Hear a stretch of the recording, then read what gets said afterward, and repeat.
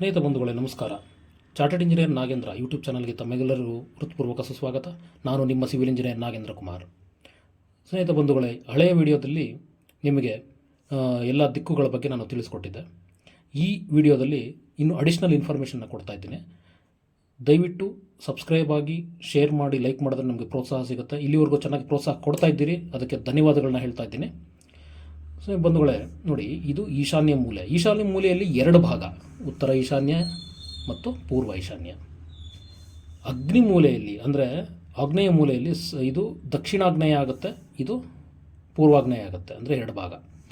ನೈಋತ್ಯ ಮೂಲೆಯಲ್ಲಿ ಅಂದರೆ ಕುಬೇರ ಮೂಲೆಯಲ್ಲಿ ಎರಡು ಭಾಗ, ಅಂದರೆ ದಕ್ಷಿಣ ನೈಋತ್ಯ, ಪಶ್ಚಿಮ ನೈಋತ್ಯ.